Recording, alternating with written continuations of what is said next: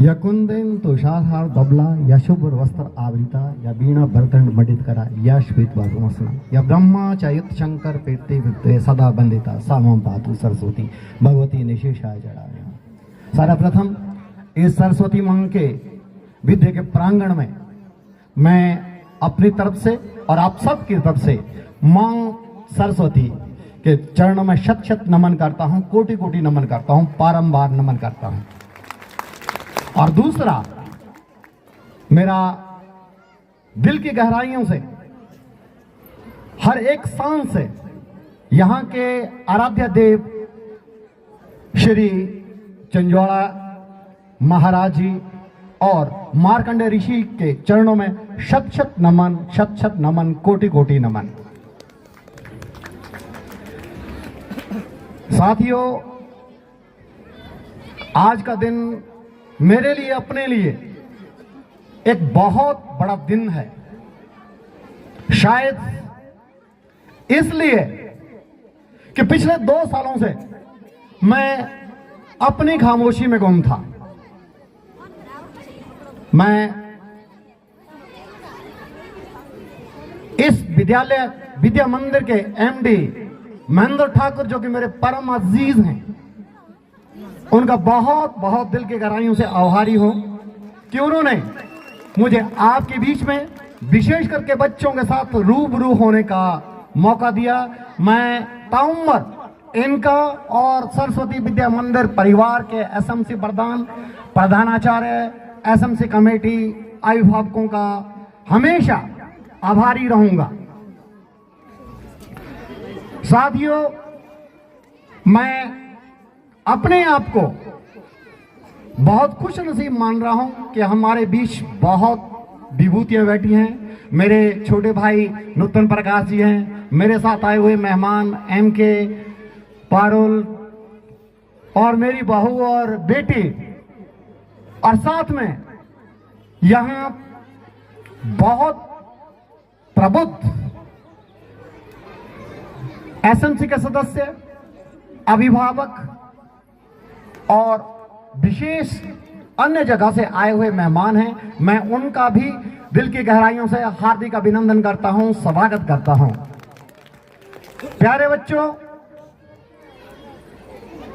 यदि हकीकत में देखा जाए, हम सब यहां जो विद्यमान हैं मात्र आपकी खुशी के लिए, आपके प्यार के लिए, आपकी परफॉर्मेंस के लिए, आपकी उपलब्धियों की गवाही देने के लिए उपस्थित हैं। मैं उम्मीद करता हूं कि आप और मेहनत करेंगे और अच्छा कार्यक्रम प्रस्तुत करेंगे और अपने अध्यापकों से जितना ही आपके खाते हैं उससे भी ज्यादा एक अच्छे इंसान बनकर अपने क्षेत्र का, अपने मां बाप का, अपने विद्यालय का और अपने देश और समाज का नाम रोशन करेंगे।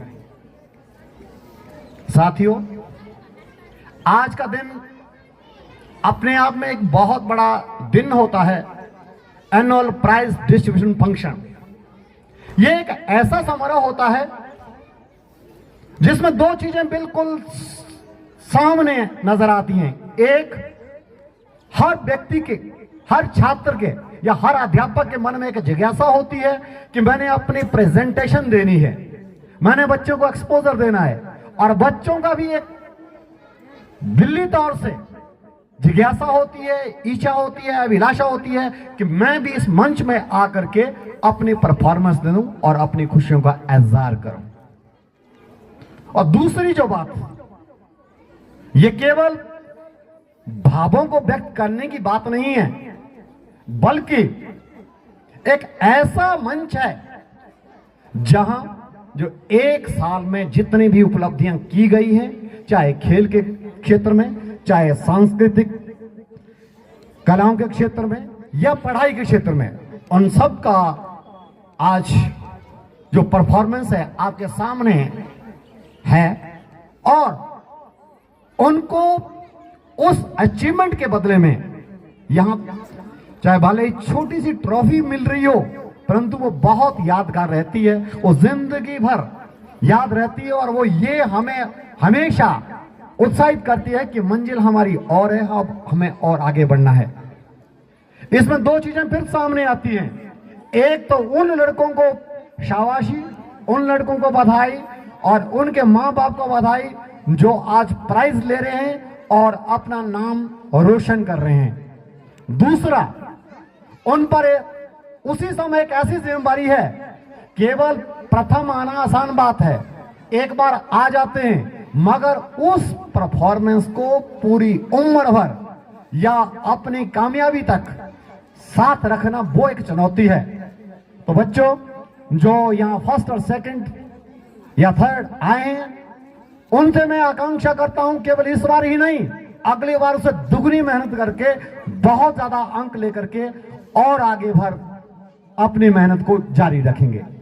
दूसरी बात उन लड़कों से है जिनको बाई चांस आज प्राइज नहीं मिले हैं, किसी कारणवश, हो सकता है कि उनकी मेहनत कम रही हो सकता है कई बार भाग्य साथ नहीं देता है, और हो सकता है कि लास्ट आवर्स में परिस्थितियों ने साथ नहीं दिया हो, या बीमार हो गया है, या कुछ और चीजें घटी हो। उनके लिए भी ये एक ऐसा मंच है, इस बार तो चला गया, अगली बार मेरी होगी और मैं सिद्ध करके बताऊंगा, यदि ये टॉप आया है मैं इससे 4 कदम आगे जाऊंगा। ये दोनों चीजों के लिए मंच है। जो परफॉर्मेंस कर रहे हैं उनको और आगे बढ़ने के लिए और लगातार प्रेरणा पाने के लिए, अपना नाम रोशन करने के लिए मंच है। और दूसरा उन लोगों के लिए चुनौती है जो इस बार नहीं आ सके और जो आगे अपने उस मुकाम को पाने के लिए मेहनत करते हैं। मेरा अपना मानना है, शब्दों से अधिक काम बोलते हैं, शब्दों से अधिक काम बोलते हैं, और जब काम बोलते हैं तब नाम बोलते हैं। मैं क्या हूं, मैं ये कहूं, ये कैसा हूं, ऐसा हूं, उससे कोई फर्क नहीं पड़ता है। यदि महेंद्र मेरे बारे में कुछ बोला इन्होंने, शायद मुझे भी आवाज लगा होगा, शायद मैंने कहीं किया होगा।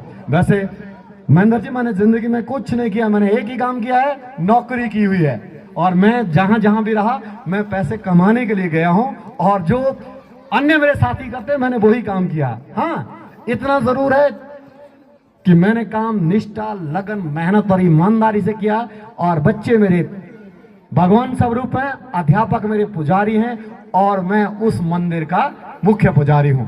मेरा यही प्रयास रहा है, और उसी में मैं बहुत ज्यादा आभारी हूं अपने इष्ट कुल देवताओं का, अपने एसएमसी के सभी सदस्यों का, अपने अभिभावकों का, और विशेष करके अध्यापकों का, जिन्होंने दिन रात मेरे एकमात्र इशारे से जिस भी स्कूल में रहा उस स्कूल को बुलंदियों में पहुंचाने में अपना बहुत बड़ा योगदान दिया। दिल से शत शत नमन, कोटि कोटि नमन, बारंबार नमन ऐसे मेरे साथियों के लिए। साथियों, आज जो दिन है वो बच्चों को मोटिवेट करने के लिए है, आप लोगों को प्रेरित करने के लिए है, और जो हमारे शिक्षा क्षेत्र के अध्यापक हैं जो परफॉर्मेंस दे रहे हैं उनको शाबाशी देने के लिए है।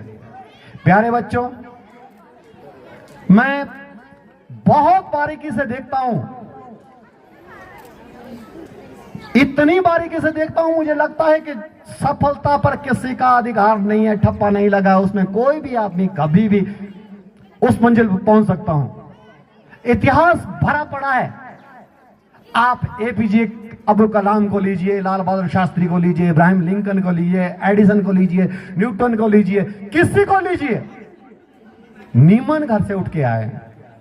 मैं लाल बहादुर शास्त्री जी का एक छोटा सा किस्सा उन लड़कों के लिए और उन माताओं के लिए सुना रहा हूं जो आपको मोटिवेशन के तौर पे पूरी उम्र भर याद रहेगा। कहते हैं कि शास्त्री जी के पिताजी का बचपन में ही देहांत हो गया था, और जब वो स्कूल जाते थे तो स्कूल वो छोटे से कद के तो थे, हार्डली उनका 5 फुट से भी कम हाइट थी उसकी, और उनकी जब हाइट थी तो एक दिन वो, जैसे हम जाते हैं सभी, हम भी जाते हैं, हमने भी कई बार चोरी की है, और वो शास्त्री जी एक बगीचे में चोरी करने के लिए चले गए मित्रों के साथ, और मित्रों के साथ चोरी करने के लिए चले गए। वो छोटे से कद के थे, उतनी देर में चौकीदार आ गया। चौकीदार ने ओ आओ ने देखा, दाव ने सब भागे, सब भागे। तो छोटे से बच्चे से कितने आगे, उसने उनको दुबोचा और दे उसको चांटे। जो उसने चांटे दिए तो शास्त्री जी ने कहा, आप मुझे क्यों मार रहे हैं? मैं तो अनाथ हूं, मेरी क्या कहते हैं पिताजी गुजर गए हैं और मुझे भूख लगी थी इसलिए। और जैसे उसने बोला कि मेरे पिताजी गुजर गए हैं, उसने दूसरा कान भी खींचा और दे धड़ा धड़ धड़ा। बोले क्यों? बोले आप पर पूरे परिवार की जिम्मेवारी है और अभी आप नहीं संभलेंगे, अभी आप चोरी पर गुजारा करेंगे तो आपका परिवार उसी लाइन में चला जाएगा। आप को परिवार संभालने की जिम्मेवारी है। प्यारे बच्चों, शास्त्री ने वही सबक सीखा और अपने दिमाग में डाल दिया, अपने दिमाग में डाला, अपनी मां को प्रेरित किया, अपने बच्चों को प्रेरित करा, अपने भाई बहनों को प्रेरित किया और उसने शास्त्री की और ईमानदारी की एक ऐसी अनूठी मिसाल पेश की। और वही सबक, वही दिन की घटना आज शास्त्री को हिंदुस्तान के कामयाब आदमियों से एक मानती है। अतः मेरा कहने का भाव यह है कि कामयाब बनने के लिए किसी अच्छे घराने की आवश्यकता नहीं है, उसके लिए अच्छी योग्यता, अच्छी लगन, अच्छी मेहनत और अच्छी निष्ठा की बात। और दूसरी एक बात मैं और कह रहा हूं, कई बार ऐसा होता है कि जब आदमी बन जाता है तो बनने के बाद उसका दिमाग तीसरे आसमान में, चौथे आसमान में चला जाता है और उस दशा में अपने आप को संभालना यह भी एक बहुत जरूरी चीज है। मैंने बोला, जैसे MS धोनी ने बोला कि नंबर 1 के ताज पर पहुंचना आसान है, नंबर 1 के ताज पर बने रहना बहुत बड़ी चुनौती है। तो धोनी की याद आ गई तो मैं सचिन तेंदुलकर और विनोद कांबली की बात करता हूं। आप सभी जानते हैं सचिन को क्रिकेट का भगवान कहते हैं और आपको यह पता भी है कि कितने लोग जानते हैं सचिन का एक बहुत बड़ा साथी था विनोद कांबली। जानते हैं, विनोद कांबली और सचिन दोनों इकट्ठे पढ़ते थे और दोनों का उस टाइम का रिकॉर्ड है 600 कुछ रन के उन्होंने फर्स्ट क्लास मैच में पार्टनरशिप बनाई थी और दोनों के कोच रामाकांत जी थे। और जब दोनों का डेब्यू हुआ तो एक पत्रकार ने पूछा कि आपको दोनों में से कौन अच्छा लगता है? तो उनके कोच ने कहा था कि विनोद कांबली में सचिन तेंदुलकर की अपेक्षा ज्यादा टैलेंट है। और था भी, सचिन तेंदुलकर की अभी तक 1 सेंचुरी लगी थी, विनोद कांबली ने 2 तीरे शतक और 3 शतक बनाए हुए थे जो कि सचिन तेंदुलकर से पहले बनाए हुए थे। मगर मैंने आपको बोला कि सफलता हर एक आदमी को हजम नहीं होती है। सफलता के लिए लगातार थोड़ा थोड़ा प्रयास करना पड़ता है और नियमित अभ्यास से आदमी कहीं का कहीं बन जाता है। विनोद कांबली सफलता को संभाल नहीं सका, लंबे उसमें ही पड़ गया और बुरी संगत में चला गया, हैरम में जाने लगा, दारू के कोठे में जाने लगा या ये जाने लगा। कारण क्या हुआ? विनोद कांबली का कैरियर 6 साल के बाद खत्म हो गया और सचिन तेंदुलकर जो कि ईमानदारी से आगे बढ़ते रहे और देश के ही नहीं बल्कि प्रदेश में भी क्रिकेट के भगवान बन गए। तो प्यारे बच्चों, 4 चीजें आपने कामयाब होने के लिए गांठ बांध लेनी है। सबसे पहले तो आत्मविश्वास। जब तक आप में आत्मविश्वास नहीं होगा तब तक आप कुछ नहीं कर सकते। अंग्रेजी में वर्ड है आई कैन डू इट, मैं इसको कर सकता हूं। हर आदमी के दिल में 2 विचार आते हैं, नेगेटिव और पॉजिटिव। पॉजिटिव कहता है कि तेरे वश का रोग नहीं है, और नहीं, नेगेटिव कहता है तेरे वश का रोग नहीं है, पॉजिटिव कहता है कि तू कर सकता है। नेगेटिव को हावी होने मत दो और हमेशा प्रयास करो। और जितने भी कामयाबियां मिली हैं वो मां के गर्भ से पैदा हुए औलादों के लिए मिली है, वो कोई फरिश्ता आसमान से नहीं आया है। जितने भी को कामयाब आए हुए हैं वो विद्यालय में पढ़े हुए हैं, मां के गर्भ से उन्होंने जन्म लिया है और कोई फरिश्ता या कोई दिव्य शक्ति उनके पास नहीं है, उनके पास केवल मेहनत, लगन और निष्ठा है। दूसरा, टुडे इज माय डे। हम कहते हैं कि कल करेंगे, परसों करेंगे, चौथों करेंगे, या प्लान बनाते हैं चलो 4 दिन के बाद करते हैं। नहीं, सबसे अच्छा दिन कौन है मेहनत का? आज। और सबसे अच्छी घड़ी कौन है? अब। अभी से जब ठानेंगे तभी आप कामयाब होंगे। जब तक आपने कोई ठाना नहीं तब तक आपने अपने आप को जाना नहीं। मैं अपने बारे में कहावत कहता हूं, अक्सर बोलता हूं, जब मैं ठानता हूं तो फिर अपनी भी नहीं मानता हूं। जब तक लक्ष्य प्राप्त नहीं हुआ उसके पीछे ही जाता हूं, चाहे भले सर फूटे चाहे माथा, पर अपनी पहचान बनानी है। और पहचान तब बनेगी जब आपको अपने पर विश्वास होगा। और तीसरी बात, हम सब क्या कहते हैं कि मेरे भाग्य में नहीं लिखा है, मेरे किस्मत में नहीं लिखा है, मेरे क्या कहते हैं, मैंने सब कुछ देखा, मेरे नसीब में ही नहीं लिखा है। और नसीब को कौन कोसता है? हमेशा कायर आदमी। जो आदमी कायर होता है वो नसीब को कोसता है। और भाग्य विधाता जरूर देता है, मैं मानता हूं, मगर भाग्य कर्म से ज्यादा नहीं है। 2 चीजें बहुत अहम है। पहली, जब आदमी कर्म करता है तो सफलता के लिए प्रयास करता है और सफलता उसके सामने आती है, और सफल हो गया तो आपके बल्ले बल्ले। यदि बाय द वे आप फेल भी हो जाते हैं, असफल भी हो जाते हैं, मगर आपको पूरे रास्ते का पता होता है, आपको ज्ञान पता होता है, आप ये समझते हैं कि भाई मैंने कहां से गलती की और मुझे क्या सुधार करना है, ये आपको वहां से आता है। तो इसलिए अपने आप भाग्य को मत कोसो, अपने भाग्य का निर्माण करो। विधाता को भी कर्मों का फल देना पड़ता है, चाहे वो देर से दे चाहे तुरंत दे, मगर कर्मों का फल विधाता अवश्य देता है, चाहे आपके नसीब में हो या नहीं हो। और लास्ट चीज मैं कह रहा हूं, हम जब एक विश्वास से चलते हैं, और विश्वास क्या है? God is always with me. ऐसा मत सोचो कि यार मेरा भगवान या मेरा कुल देवता या मेरी देवी देवता मेरे से नाराज, यहां कुछ नहीं है। वो नाराज नहीं हो सकते हैं। हमेशा मां बाप क्या होते हैं? अपने बच्चों को आगे बढ़ाने के लिए प्रेरित करते हैं। उसी प्रकार से आपके इष्ट कुल जो भगवान है वो आपको आगे बढ़ने के लिए प्रेरित करते हैं। ये बात ठीक है कि जो आदमी जितना मेहनत करेगा, जो आदमी जितना सच्चाई की राह पे चलेगा, उतनी ही ईश्वर उसकी कठोर परीक्षा लेता है। आप क्लास में ले लीजिए, जो लड़का पढ़ने में लायक है, जो लड़का खेलने में लायक है, जो लड़का अदर एक्टिविटी में लायक है, टीचर क्या करता है? क्या करता उसको? हर कहीं उसको इधर आ जाए, यम्मी इधर आ जा, इधर आ जा, इधर आ, बोलते ना, दूर से बचानता है उसको, कई बार तंग करता है।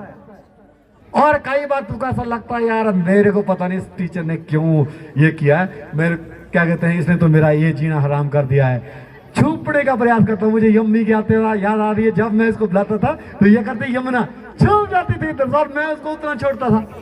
क्योंकि क्या है, अच्छे लड़कों पर हमेशा टीचर की जिस प्रकार से नजर होती है, उसी प्रकार से अच्छे इंसानों पर ईश्वर की नजर होती है। और वो आपकी परीक्षाएं इसलिए लेता है ताकि वो आपकी आने वाली चुनौतियों को तैयार कर सके, आपको मजबूत कर सके।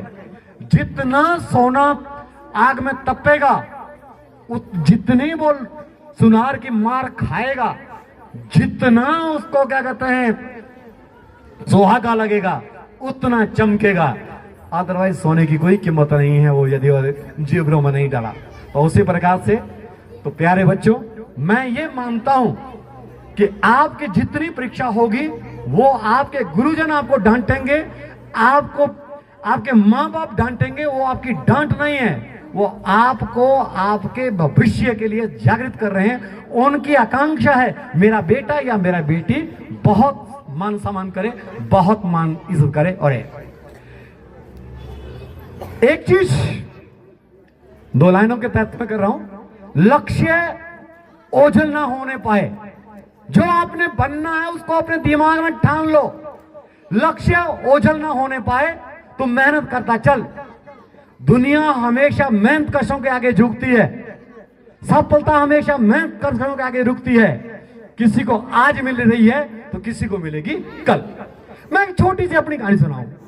लोग दुनिया की कहानी सुनाते हैं।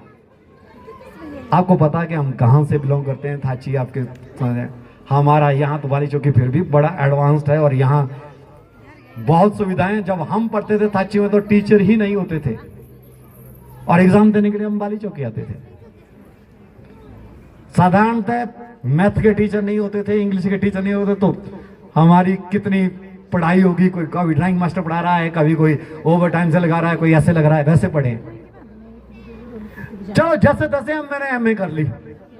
एमए करने के बाद ऐसा लगा कि भाई एमफिल में नंबर आना है, वो भी तय था क्योंकि मेरा यूनिवर्सिटी में 6ठा पोजीशन था, मेरी एडमिशन कंफर्म थी।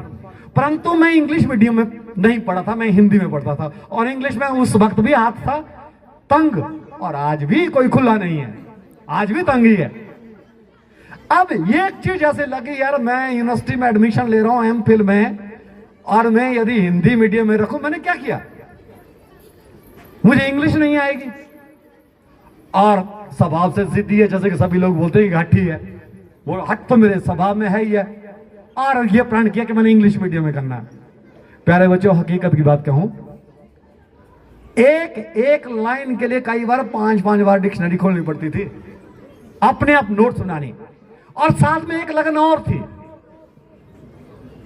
शायद आप लोगों को मालूम ना हो, जब मैंने एमफिल में एडमिशन ली थी तो मैंने अपने मामा जी से पैसा उधार लिए थे एमफिल में पढ़ने के लिए, क्योंकि मेरे पापा की इतनी अच्छी इनकम नहीं थी और मेरे मामा जी ने सपोर्ट किया था। मेरे मास्टर जी उत्तम ठेकेदार जो है, उन्होंने सपोर्ट किया था मेरे को, और ये दिमाग में ठाना था कि मैंने यूनिवर्सिटी में टॉप करना है, गोल्ड मेडल लेना है।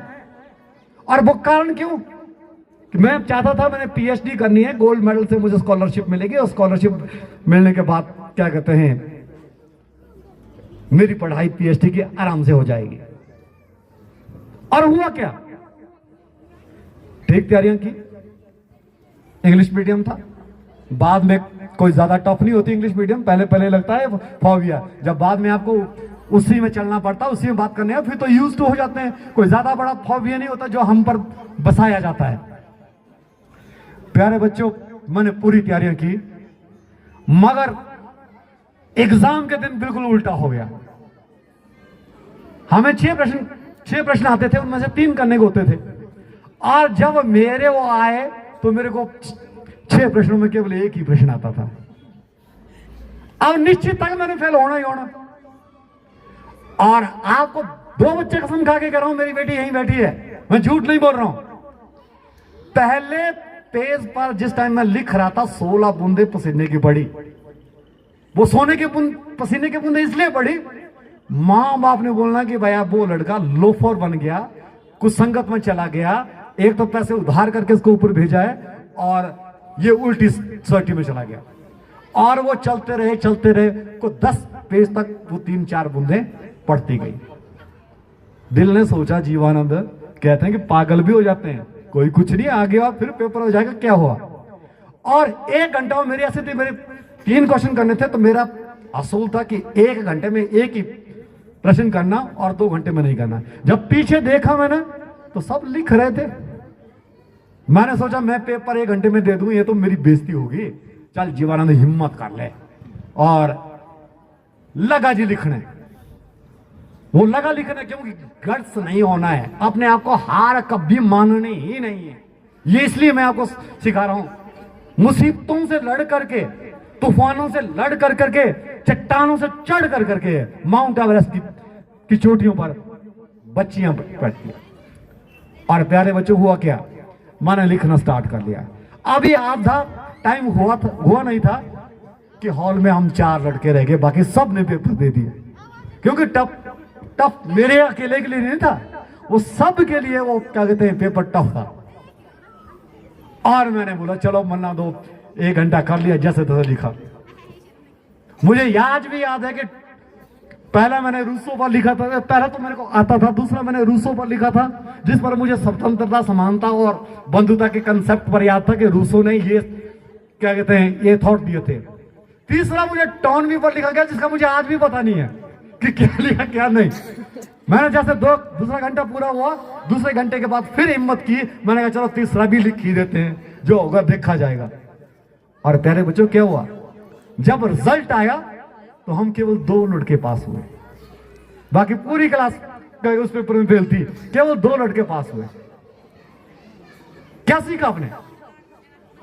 हिम्मत नहीं आनी है, समय कितना भी कठिन हो हिम्मत नहीं आती। जो भी एग्जामिनर होता है, कोई एग्जामिनर ये नहीं चाहता कि मेरे सब्जेक्ट का रिजल्ट 0 आ जाए, कोई ये नहीं चाहता है कि मेरा बच्चा फेल हो जाए या मैं बच्चों को फेल करूं, मगर बिना लिखे आपको पास भी नहीं किया जा सकता है। और इसीलिए मैंने जिंदगी में यही सीखा है, हार कभी माननी नहीं है। आदमी या तो, मेरे बच्चे हैं यहां पढ़ाए हुए, मैं कहता हूं कि हम कभी हारते नहीं हैं। टूर्नामेंट में मेरा यही डायलॉग है, हम कभी हारते नहीं हैं, या तो हम जीतते हैं या तो सीखते हैं।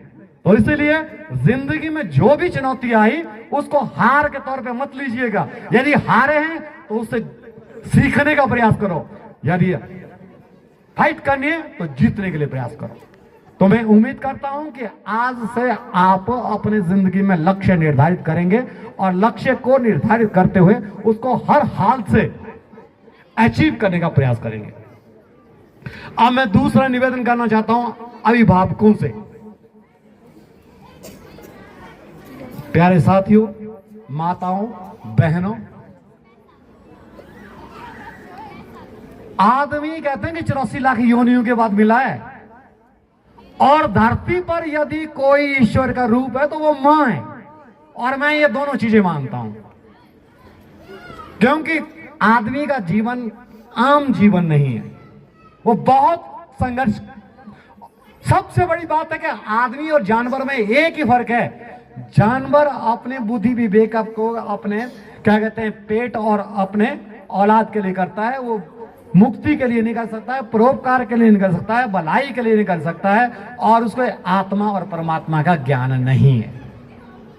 और दूसरी बात मैं आप कर रहा हूं कि धरती पर जानवर के जो मां बाप हैं वो एक स्पैन तक होते हैं, उसके बाद उनके रिलेशन बिल्कुल बदल जाते हैं, मगर मां बाप इंसान के मरते दम तक ईश्वर रहते हैं।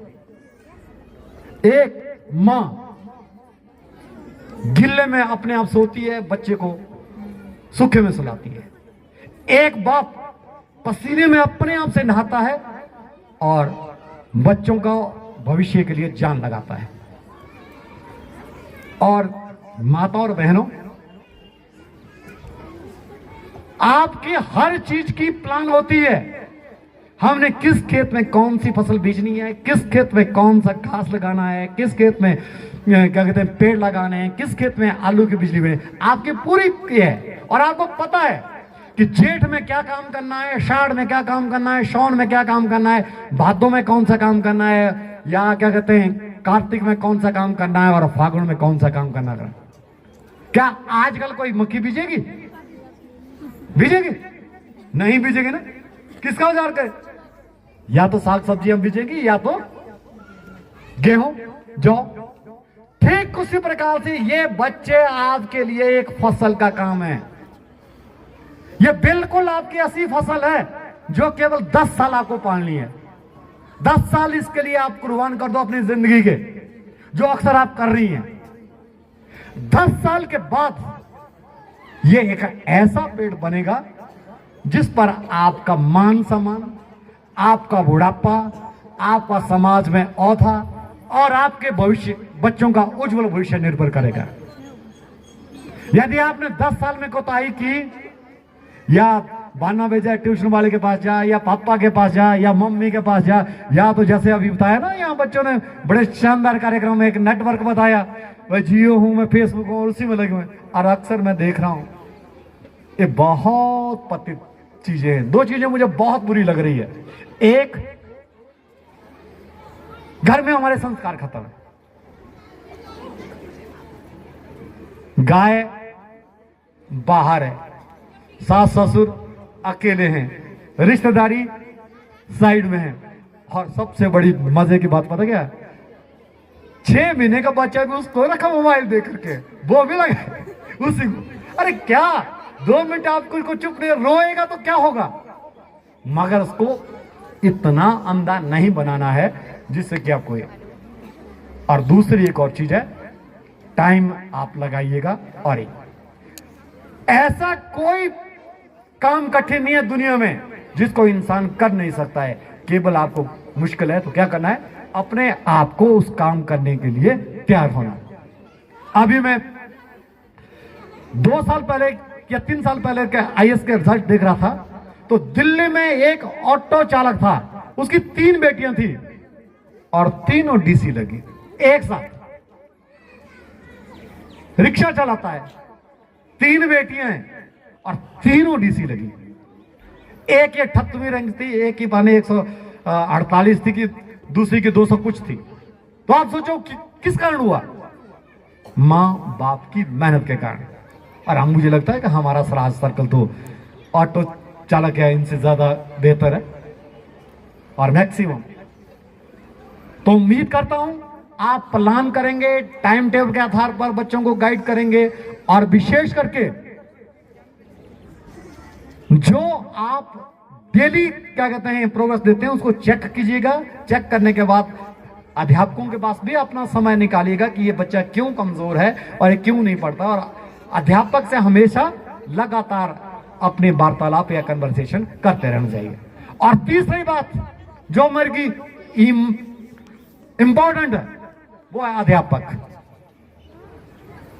साथियों, जब तक मंदिर में पुजारी ठीक नहीं होगा ना, मंदिर में क्या कहते हैं रश नहीं होगा, मंदिर में लाइन नहीं लगेगी। मंदिर में क्या होना चाहिए, पुजारी होना चाहिए जिसको भविष्य का पता है, जिसको ये पता है कि भैया इसके ये खोट है, ये खोट है। और जितने भी अध्यापक हैं एक पुजारी से कम नहीं है। जिस प्रकार से पुजारी एक आचरण के आधार पर, एक कला के आधार पर और एक नियम के आधार पर अपने मंदिर की, अपने कुल देवता की या अपने समाज की प्रॉब्लम को दूर करता है, उसी प्रकार से एक अध्यापक है। उसे हर बच्चे का पर चिंतन करना चाहिए, उसकी समस्याओं का समाधान करना चाहिए और उनके मां बाप तक रीच करनी चाहिए। और उससे भी बड़ी बात, बहुत पुरानी कहावत है, आचार्य बनने से पहले आचरण होना चाहिए। यदि आप अध्यापक हैं तो अध्यापक दिखने भी चाहिए। ऐसा नहीं है कि मेरा बच्चा वहां से जा रहा और मैं फोर्स करके छुट्टे लगा रहा हूं, या मैं दारू पी के टलियों फिर बोलेंगे देख तेरे मास्टर की क्या हाल है, तू क्या पढ़ेगा। यदि आपने करनी अपनी प्राइवेट लाइफ है तो अध्यापक के लिए कम से कम सार्वजनिक तौर से कुरीतियों में ना जाए। सबसे पहला तो ना जाए। यदि फिर भी मजबूरी होती है, पर्सनल लाइफ सबकी होती है, मैं ये नहीं कह रहा हूं कि आप बिल्कुल ही खत्म कर लीजिए, मगर पर्दे में जितना अध्यापक अच्छा होगा उतना मरते दम तक बच्चा याद रखेगा। और 2 ही अध्यापक क्या रहते हैं, या तो बहुत ही अच्छा या तो बहुत ही बुरा, जिसने बिगाड़ा होगा। अब आप खुद मान लीजिए कि आप कितने अध्यापकों के पास पढ़े हैं, मगर उनमें से हार्डली मैं कह रहा हूं कि 4 या 5 से ज्यादा आपको याद नहीं आएंगे इस टाइम। मगर जो अध्यापक याद आएंगे उनको पूरी जिंदगी भर आप कभी नहीं भूल पाएंगे। आप बोलेंगे बोर तो नहीं हुए, क्योंकि भाषण सबसे एक बोरिंग सब्जेक्ट है। अंत में मैं एक छोटी सी कहानी आपको बता रहा हूं, सभी के ओर से सुनिएगा। बहुत प्यारी कहानी है 2 पत्थरों की। ऐसे ही गांव के लोगों के समूह मिला हुआ था और भव्य मंदिर का निर्माण किया गया। और जब मंदिर का निर्माण किया गया तो साथ में यह भी बोला कि यहां मूर्ति भी बहुत अच्छी होनी चाहिए, और मूर्तिकार को बुलाया गया। और जब मूर्तिकार को बुलाया गया तो मूर्तिकार ने कहा कि तुम 2 पत्थर ले आओ। ऐसे मूर्ति तो एक ही पत्थर की बननी है, पर चलो 2 पत्थर ले आओ आप। कई बार टूट गई तो फिर दूसरे को पकड़ेंगे। और जैसे हम जाते हैं अक्सर रिवाल्सर जाते हैं और रिवाल्सर से ले आए क्या कहते हैं पत्थर, और वो दे दिया मूर्तिकार करने के लिए। अब दोनों पत्थर लाए गए, दोनों का एक जैसे ही थे और दोनों वहां रखे गए मंदिर के प्रांगण में। और मूर्तिकार आया, उसने एक को भी ठोका, दूसरे को भी ठोका, बोले दोनों पत्थर ठीक हैं। अब जब ठीक है तो उसने एक चुनाव कर दिया, मैंने तो एक ही मूर्ति थी, एक का चुनाव कर दिया और उसको लगा वो हथौड़ियां से है। वो बेचारा दूसरा क्या मजे से आराम से लेटा हुआ है, और मेरे को देखो दिन रात चले हुए हैं, वो लगी हैं, छीड़ियां लगी हुई हैं, हथौड़े लगे हुए हैं, ये लगा वो लगा है। वो उससे तंग हो गया, और तंग होने के बाद क्या किया, उसने अपने शरीर को थोड़ा नरम कर दिया और उसकी नाक टूट गई। अब जब नाक टूट गई तो फिर वो तो लगने को रही नहीं, और उस बाण में क्या किया, और जो दूसरा पत्थर था वो ये देख रहा था इसकी कितनी सुंदर आकृति बन रही हो, मैं ऐसे कैसा गोल बड़ा गोल, पता नहीं मैंने कौन से कुकर्म किए होंगे कि यार ये मूर्तिकार मेरे को पूछ नहीं रहा है। और दूसरे को दर्द हो रहा है कि यार वो बड़ा आराम से लेटा हुआ है और मेरे तो बड़े बुरे हाल है। और जैसे ही उसका नाक टूटा मूर्ति का, उस मूर्तिकार ने उस पत्थर को साइड कर दिया, और साइड करने के बाद किसकी मूर्ति बना दी, दूसरी पत्थर की। और वो पत्थर बड़ा खुश हो गया कि अब तो मेरी क्या कहते हैं मूर्ति बनेगी और मैं सुंदर आकृति लेकर के अंदर हुआ। और अंत में जाकर के क्या हुआ, भव्य मूर्ति बनी, शंकर की भव्य मूर्ति बनी, और उसको मंदिर में रखा गया और उसकी खूब प्रतिष्ठा होने लगी। और प्रतिष्ठा होने के बाद तरह तरह के पकवान चढ़ने लगे, लोग आने लगे, धूप क्या कहते हैं उसको, गंगा जल और पंच द्रव्य जो भी हैं पंच लोग ज्यादा जानते हैं, उससे उसकी आरती होने लगी।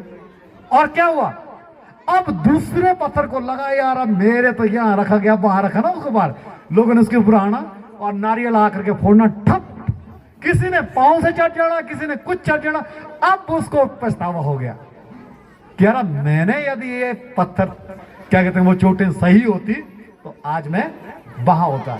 मेरी एक मूर्खता से उस वक्त मैंने कठोर परिश्रम किया होता, सहा होता, या मूर्तिकार के वो चपेटे और छेड़ियां खाई होती, आज मैं वहां होता। तो जो कोई भी आता उसको फटाफट नारियल फोड़ता या कुछ करता और होता। और अब उसने पछताना शुरू कर दिया, अब उसने शंकर भगवान को याद करना शुरू, हे प्रभु मुझे मेरे अपराधों के लिए क्षमा कर दो, मुझे भी कोई स्थान दे दो। मेरा कहने का बात क्या है, एक तो हम गलती करते हैं कि छोटा सा कष्ट होगा तो उसमें कष्ट में जाकर के अपने आप को क्या करते हैं, साइड कर लेते हैं, मेहनत से बचने का प्रयास करते हैं। और जब अपने बुरे दिन नजर आते हैं, अपना भविष्य नजर आता है, तो उस वक्त क्या होता है, हम फिर याद करते हैं यार प्रभु मेरा भाग्य पता नहीं क्या था और मैं क्या कहता हूं क्यों किया। और कहते हैं यदि सच्चे दिल से पश्चाताप भी किया जाए, ईश्वर को याद किया जाए, ईश्वर सब गलतियां माफ करता है। और क्या हुआ, अंत में किसी को महेंद्र जी के जैसे कोई सज्जन आ गए, अरे बोले यहाँ हमने शंकर की मूर्ति बना दी, यहाँ शिवलिंग बनना चाहिए। और मैंने शिवलिंग बोला बना दो, नहीं पत्थर तो पड़ा है हमारा, क्योंकि उसकी क्या हो गया, उसकी प्रार्थना किस तक पहुंच गई, भोलेनाथ तक पहुंच गई। और फिर उसका सुंदर सा शिवलिंग बना। शिवलिंग बनने में तो कोई ज्यादा लगी नहीं, शिवलिंग बना दिया, शिवलिंग बनाने का उसकी प्रतिष्ठा हो गई। फिर तो उससे पत्थर से क्या कहते हैं मूर्ति से ज्यादा शिवलिंग पर क्या कहते हैं वो प्रसाद गिरने लगा, पानी गिरने लगा, क्या कहते हैं पंचद्रव्य करने लगा।